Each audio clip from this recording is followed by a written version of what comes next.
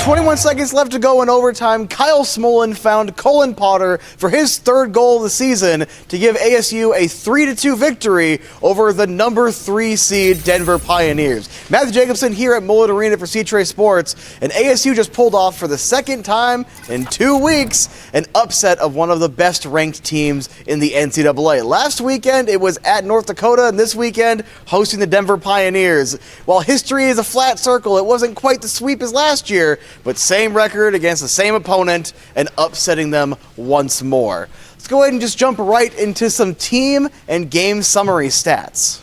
We'll start off with the scoring summary. 6 minutes, 34 seconds into the first period, Carmelo Crandell, his second of the season, putting ASU up 1-0. And then with a little under 3 minutes to go in the first, on the power play, Jack Beck with his fourth of the season, 2-0 lead for Arizona State. Before in the second and third period, Sam Harris would score to tie it up, and Colin Potter would get the overtime winner with just 21 seconds to go. Kyle Smolin getting an assist on all 3 of those goals, by the way.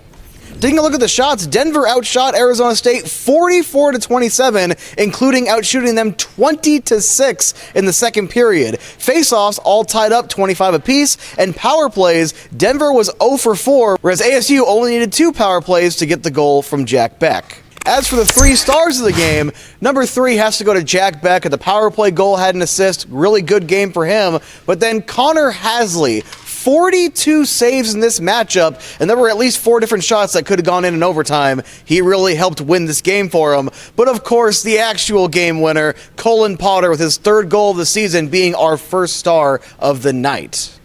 A night and day difference between Game 1 and Game 2, and it's of course not just the scoring, 7-1 versus 3-2, but it's 3 key phases: offense, defense, and goaltending. Offensively, you didn't have that extra pass constantly leading to turnovers going back the other direction. They actually were shooting the puck and passing much more efficiently and taking care of the puck. Defensively, way more sticks on pucks in this zone behind me, making sure that Denver could not establish themselves. Even though they ended up recording 44 shots on the night, they were as low percentage as they could possibly make it. And that third pillar, goaltending, whenever the defense allowed shots, Connor Hasley was huge with, again, 42 saves, a phenomenal performance by the goaltender.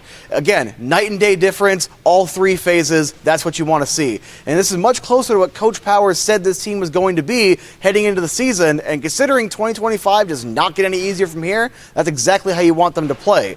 Now, next weekend, it'll be the final home series for 2025, hosting the Ohio State University, before Arizona State goes on the road twice in December at Minnesota Duluth and at Dartmouth. So, like I said, 2025 does not get any easier from here, but as long as ASU plays like they did tonight, it should be a pretty solid stretch. Live from Mullet Arena for Caleb Bushy, Matthew Jacobson, and C-Trace Sports, thank you for watching. And remember, hockey belongs at the Mullet.